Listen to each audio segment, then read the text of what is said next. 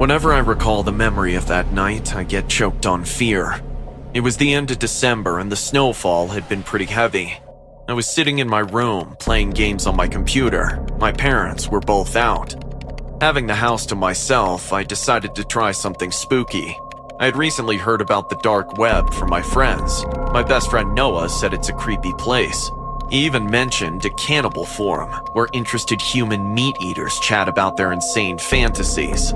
I logged into the Tor browser that helps you to access the deep web. I found some hitmen hiring pages, a few creepy torture videos, and then finally, an explicit site where the content was gruesome and sickly.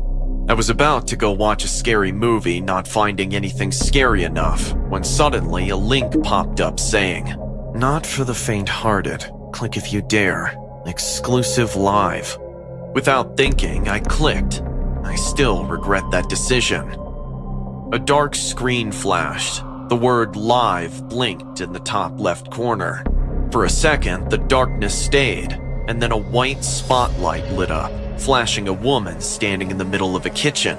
Her hair was put down on the front, hiding her face. She wore a dirty white patient uniform with mud stains. The kitchen was filthy as hell. Piles of dishes were stacked in the sink, cobwebs hanging everywhere.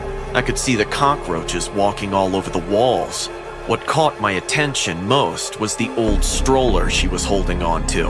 It was like one of those Rosemary's Baby types, only dustier and more unclean. Suddenly, a baby's cry took place. I realized it was coming from the stroller. I couldn't see the baby, but its cry was very hoarse. What the hell is all this? I murmured to myself, when a creepy lullaby began to play in the room. I couldn't tell if it was coming from a music box or some other sound device. The woman started to rock the cradle slowly with the music. It felt so creepy to watch. Her black long hair made it impossible to see her face, yet at the same time I felt she was looking at me. She then started to talk to the baby. Calm down, little angel. Stop crying. I was flabbergasted by the sight. The more she talked, the baby's cry got louder. No. Stop crying. If you don't, I will have to punish you. What? What the F is she saying? Her grip on the candle got stronger, and she started rocking it a little too fast, but the baby still kept crying. So, you won't stop, huh? Looks like you've made up your mind. She stopped rocking it and let go of the stroller. She then turned to her right and picked up something from the floor. Once her hands hit the light, I saw what it was. She was now holding a glass jar with a metal lid on it. The contents of the jar seemed to be moving. Drops of sweat appeared on my forehead once I figured out what the hell was in that jar. Hundreds of red, big fire ants crawling inside the jar. Bloody hell. Is this woman insane? The woman suddenly parted her hair, revealing her partial face. The camera zoomed onto her face and it gave me nightmares. She had big green eyes bulging out of the eye socket, and her skin was infectious. I'm sure it wasn't makeup because it looked real. Scratches and pus-filled wounds were all over her cheeks. Her face was scratched with nails badly. She smiled and put her finger on her lips. Shh. Time to put the baby to sleep. The cry of the baby was almost dying down when she opened the lid of the jar, put her hand in it, and grabbed a handful of fire ants. The ants were probably biting her too, but she didn't even flinch, not for a single second. And then I watched the horror happen. She started dropping those ants inside the cradle. The cry got louder with each ant. I was feeling traumatized. I wanted to quit life, but my fingers were frozen on the keyboard. Is this happening to Liv? Oh no! You just got louder! She screamed like she didn't expect that to happen. Everything about her behavior was so psychotic. She smashed the jar on the floor. The sound of breaking glass numbs my ears. Again, she turned to her right and picked something up from the dark corner. This time, she had a blowtorch in her hand. Holy Mother of God! Is she going to set the stroller on fire? Before I could contemplate it, she torched the stroller. A cloud of smoke, rising flames of fire gobbled the stroller immediately. The cry grew the loudest and then slowly began to die down. The woman laughed. Sleep, little angel. Sleep in peace. I couldn't watch it anymore. I left the site, but then a few glitches appeared on the screen and took me to another page. It was a chat box, and I saw someone labeled as the mother typing. A text appeared on the screen. Someone is knocking on your door. Why don't you open it? A cold shiver rushed down my spine. With trembling hands, I typed back, "Is this a joke?" No reply came. I waited in silence. My heart was racing when suddenly, loud banging appeared on the main door. The banging soon changed into kicking, and then the crazy press of our doorbell. I screamed, "Leave me alone or I'm calling 911!" I plugged off my computer. It finally turned off, and just then, the banging stopped too. I could barely breathe. It felt like I was having a heart attack. 10 minutes later, when I finally got my courage back, I slowly walked to the entrance. I peeked outside from the eye hole and only saw the deserted street and dimly lit lamppost. I slowly opened the door. Someone has left a cardboard box on my porch. I opened it and screamed. Ah! There was a mutilated doll of a baby. Ants were crawling on it, and its burnt face made me jump. I threw the box outright and locked the door. The whole night I remained awake until my parents got home. I couldn't tell them about this incident because I knew they won't believe me. I still remember the note I found inside that box. It read, Next time, it won't be a doll. Hey guys, I hope you're enjoying the video. If so, please leave a like. And also, a small percentage of people that watch my videos are actually subscribed. If you want to support this channel and make this channel reach the 1 million mark, please consider subscribing. It's free and you can change your mind later. Enjoy. I plopped down to my knees, my face covered in mud. Ha! Loser! I looked up just in time to see a football sailing through the air, headed right for my face. It connected with a sickening thud, and I fell backward, stars glittering in my vision. Hey, dweeb! I groaned as someone hauled me to my feet. It was Joey, the school bully.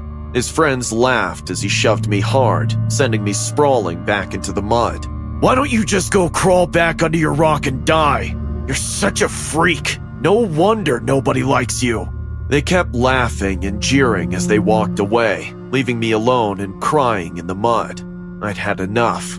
Enough of the bullies, the taunting, the feelings like I was worthless. I stood up, wiped the mud off my face, and walked home. I went straight to my room and cried myself to sleep. I was so tired of all of it, of feeling like I had no control over my life. Waking up, I rubbed my eyes as I scrolled through social media. I was sick of it. I was done. I kept browsing the internet, drifting more and more towards the shady side of things. Forums that discussed how to get revenge on your bullies. You know the deal. That's when I saw it. A forum post that detailed how to gain access to the dark web. I was curious, so I clicked the link. It took me to a website with a list of links. I clicked on the first link that caught my interest. Hitman for hire. I was skeptical, but I kept reading. The website claimed that they could remove any problematic people in your life for a price. I thought about my bullies and how good it would feel to see them gone. Besides, one of the packages on the website was free. Problem removal? What does it mean? No further orders applicable? Shrugging, I hit the order button, followed the instructions, and submitted the names and locations of my bullies. I added anyone and everyone I could think of, even Miss Harlington, who had kept me late after school one time to berate me for my low grades. Finally, it had a field for my name and address. I hesitated for only a moment before putting in my information. What did I have to lose? After pushing submit, however, something strange happened. The text hit list appeared at the top of my page with a list of every person I had submitted. The weird part was that my name was at the bottom, listed as a payment for the job. At that moment, though, my mother called me to dinner, and I didn't have time to think about it. Admittedly, I quickly forgot about the website and went on with my life. Days passed, then weeks. I almost forgot about it until one day I noticed something weird. Joey usually waited for me by the school gates to bully me, but today he was nowhere to be seen. In fact, I didn't see Joey or any of his friends for the rest of the day. It was like they had vanished into thin air. I wondered if they were sick or something, but I didn't see them in the halls or in class. It was like they had just disappeared. A chill ran down my spine as I remembered the website. Surely it couldn't be real. Could it? I dismissed the thought and tried to forget about it, but I couldn't shake the feeling that something was wrong. It was only when I entered the class that I found out what was wrong. My teacher stood at her desk, her hair disheveled and her makeup smeared. She looked like she'd been crying. Class, I have some bad news. It appears that Joey, Sarah, and John have passed away. I could feel the blood drain from my face as she spoke. They were dead? But how? It couldn't have been the website. Could it have? And I froze as I looked up at Miss Harlington's disheveled face. She was still alive, wasn't she? That meant it wasn't the website. I sighed with relief and opened my book, thinking that the world had done me a good deed for once. But as I began to read, I heard a sudden gasp and a gurgle. Miss Harlington had frozen in place, her hand still holding a glass of coffee which slowly spilled over the desk and dripped onto the floor. The glass shattered as it hit the ground, and I realized with a start that her eyes were wide open and staring straight ahead. Dead. Screaming, I ran from the classroom, my mind racing. It couldn't be the website. It just couldn't be. As I hurried home, however, I suddenly became acutely aware of a vehicle behind me. It had been there for several minutes and seemed to be following me. I quickened my pace, but the car sped up as well. I began to run, but it was of no use. It finally pulled several yards in front of me and stopped. The man who got out of the car was horrifying. There's no other way to put it. He had black hair that stuck out at odd angles like straws and wore a top hat. But what was probably the scariest thing was his mask. It was white with crooked teeth shaped into a mouth, slits for eyes, and painted on eyebrows. Beneath the mouth was a red mark, like a bloody streak. I tried to scream, but nothing came out. I was paralyzed with fear. Payments due. What do you mean? Your contract. You ordered a removal and I delivered. Now it's time for payment. But I didn't mean... It doesn't matter what you meant. The contract is binding, and I always collect my payments. No, please, I can't. You made your deal with the devil. Now, it's time to pay up. I finally forced my body to move, turning and running. The man was fast, though, and I could hear his footsteps pounding after me, his breathing harsh and ragged. I was running as fast as I could, but it wasn't enough. He tackled me from behind and I hit the ground hard. The last thing I saw was his white grinning mask as he pressed a cloth over my face. I tried to scream, but it was too late. When I awoke, I could see his face leering over me in some sort of basement. He had devices, medical devices, and I was strapped to some sort of table. I tried to scream, but my mouth wouldn't work. All I could do was watch as he approached me with a long, sharp needle, before I blacked out again. When I came to, I was back where he'd tackled me. Groaning, I sat up bewildered as I saw several policemen running toward me. What the... I'm okay now, as okay as I can be. Apparently, I'd been missing for several months, and the police found me after receiving an anonymous tip. I don't know who tipped them off, but I'm just glad to be alive. Well, most of me. I finally understood what type of payment I made. Parts of me are missing. A kidney, my tongue, and something else I don't want to think about. Probably for sale on the black market. Hey guys, my name is Edward, and I'm a fan of uncovering the secrets of the deep web. Before you think I'm a psychopath, rest assured, I don't like anything that goes on there. I'm not in favor of kidnapping, arms dealing, or red rooms. Nowadays, I'm a white hat hacker. You know, those hackers experts in computer security who are dedicated to sinking those users who enter the deep web with bad intentions. But before I became a computer expert, before I roamed the deep web hunting for potential hijackers, I was just another user of the simplest levels of the deep web. At that time, I also knew a lot about computers, but I was naive and didn't understand the risks I was exposing myself to by being there, and that would have its price. Late 2017. Everyone was obsessed with the mystery boxes on the deep web. I was one of them. So I logged onto a site of dubious precedence, left my personal information, paid for the box, and waited patiently for it to arrive. During that time, I was very afraid that it was all a fraud. In the best case scenario, the box would not arrive. That was not what worried me. What scared me was that they would come to kidnap me and my family. I was terrified. I should have never shared my information like that. To my surprise, a few days later, no one kidnapped me. Better yet, the box had arrived. The box was huge, and unlike many others I see on the internet, it was not decorated. Many people put question marks on them or fill them with spider webs. This was not the case. It was just a huge brown box of poor quality. Today, many people ask me why I didn't film this or upload anything to YouTube. The answer is simple. I'm not interested in fame. I was only interested in opening the box and experiencing what was inside, whether I get ripped off or not. Upon opening it, I must admit I was a little disappointed. In the box were fake skulls, bats, knives, and ropes, all items that a kidnapper might have. But at the same time, you know that they're generic things that everyone could buy anywhere. But in the middle of the things, as if unobtrusively, there was something else. I still don't understand why. The small French blue bell wrapped in a cloth caught my attention. Upon inspecting it, I rang it. It worked perfectly. The bell transmitted something strange to me, a very strange feeling of discomfort, as if I shouldn't have it in my hands. I was about to wrap it again when on its cloth, I noticed that there was something written. Those of you who have justly acquired the bell, rejoice, for you've just earned his favor and his blessing. The Watcher will come for you, and I will lead you to feel absolute bliss, the strongest emotions, and the most unattainable pleasures. Somewhat disturbed by what I had just read, I put the bell back where it was and began to put everything in the box.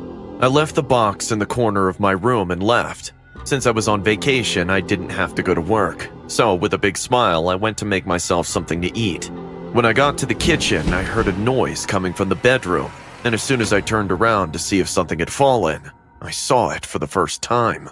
The room that I had just left was dark. The lights had gone out on their own. But that wasn't all. I strained my eyes because I knew something was there. And when I realized it, I wish I hadn't. 2 white dots were more than 2 feet away. 2 white dots were more than 2 meters above the ground, pointing at me. Were they eyes? No human has eyes like that. When my vision cleared, I began to discover a silhouette. The thing staring at me was human-shaped. He was standing, dressed all in black with a hood that didn't reveal his face. His whole body was covered by a huge closed jacket. Its body was too thin and tall, but it seemed to be attached. This could look like a human, but it was not. I thought about turning and running, but I couldn't. My whole body froze with fear. I couldn't move. Little by little, I began to feel sadder and more desperate. I wanted to cry. I wanted to throw myself out of a window. What was happening to me? These feelings were not mine. It was as if something in the look of that being made me feel this way. I gathered all my energy and ran as far as I could, escaping from that horrible encounter. From that day on, I began to experience a living nightmare. That being was not only in my house, he was everywhere. Wherever he was, I would suddenly start to feel sad and get depressed. When this happened, I knew that if I looked for a dark place, I would see him there, hiding in the shadows, watching me. To make it worse, I was the only person who could see him. I felt like I was going crazy. This went on for several days, and I could never get used to it because it got worse and worse. As he was getting closer and closer, the feelings were getting stronger and stronger. The worst day of all hadn't started so badly. I had fallen asleep that day, which was a great achievement. When I woke up, it was still dark. I was sleeping with all the lights on, but the moment I looked up surprised that they were all off, I knew something bad was about to happen. I tried to move my body to get out of my bed, but something was wrong. My body was not reacting. Something strange was happening again. Suddenly, I could only look ahead to where my closet was, and to my absolute terror, it started to open, revealing a creepy figure inside. Who are you? Why are you doing this to me? What do you want? With no answer, the eye staring at me from inside the closet began to move forward. Wriggling out of the closet, I could see him for the first time without a jacket. His body was gray and full of bandages. His mouth was small, barely visible, and the rest of his body was filled with wounds and craters. Before I could see him any further, he threw himself at me at an inhuman speed, walking at high velocity and contorting his body with every step he took. Oh my God! What was that? It felt so real. Still nervous, still trembling with fear, I saw it in the distance. The lights were still all off, just like in my dream. But that being was in the distance, watching me. At that moment, I turned all my hatred, all my anger into energy, and charged towards it. Maybe I could push him away. Maybe I could fight him. Or perhaps he would kill me, and all this torture would end at that moment. But nothing happened. When I got to where he was, there was absolutely nothing. It can't be. He was just here. At what point did I lose sight of him? And that was my last attempt to fight it. That day, at that moment, I knew I couldn't do anything against him. But also, I saw something else. The bell. Just in case, I had thrown away the box and all its contents a few days before. I was suspicious of that bell, so I made sure it was in there. While looking for the being in the darkness, I had seen it on the floor, in the same place where this being was standing a few seconds before. That day, I understood everything. I would not be able to get rid of it. I would not be able to throw it away or destroy it. Someone else had to take it over. Someone else would have to acquire it fair and square. The same way I got it, I sold it to another unsuspecting person on the deep web. Surely it had reached another curious man like me, who will send it to someone else, or I don't want to think about what this being will do to him, because he would have done it to me too. From that day on, my interest in the deep web did not go away, but it intensified. I never tried to find out anything about that bell. I felt that if I looked for it, I would attract that being again. What I did look for were ways to protect people from these traps. I ended up becoming an expert in computer security in these 5 arduous years, and today, I dedicate myself to patrolling the deep web, hacking those who are doing something bad but scaring the unwary kids who don't know what they're doing. They're afraid of me, but I know I'm protecting them from themselves.